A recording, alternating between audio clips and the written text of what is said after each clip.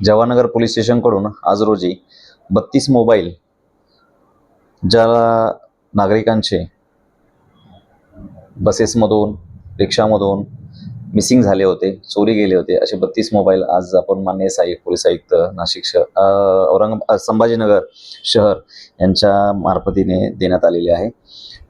त्या मोबाईलमध्ये काही आयफोन कंपनीचे, काही ॲपल कंपनीचे होते, काही रेडमी कंपनीचे होते. असे टोटल एकूण 32 मोबाईल आपण वाटप केलेले आहे. सदरचा मुद्देमाल हा 7 लाखाच्या आसपास आहे. यापूर्वीसुद्धा आपण 3 वेळा असाच मोबाईल लोकांचे शोधून अशाच प्रकारचे 3 वेळा प्रोग्राम केलेला आहे. आजपर्यंत 142 मोबाईल आपण वाटप केलेले आहे.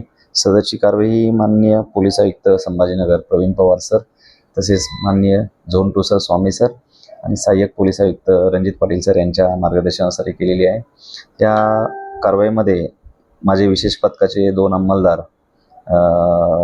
मारुती गोरे व मोफतलाल राठोड व महिला पोलीस अंमलदार सारिका शेडुते या तिघांनी ही कामगिरी केलेली आहे. सदरची कारवाई ही सायबर सेलचे पांढरे साहेब आहे, PI पांढरे यांच्या मदतीने केलेली आहे. सायबर सेलकडून डाटा उपलब्ध झाल्यानंतर ही मोबाईल मिसिंग CR पोर्टलवरती अपलोड केली जाते.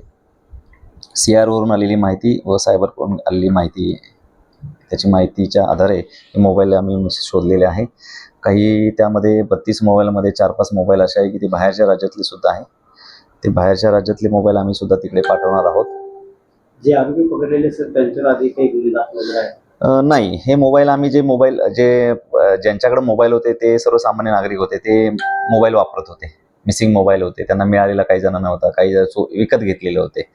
आता त्याबद्दल काही नागरिकांनी माहिती दिलेली नाही आहे. पण कसं आहे, मोबाईल एखाद्याचा मोबाईल हरवला किंवा गहाळ झाला, चोरीला गेला, तो शोधून देणे हे प्रथम कर्तव्य असतं आमचं.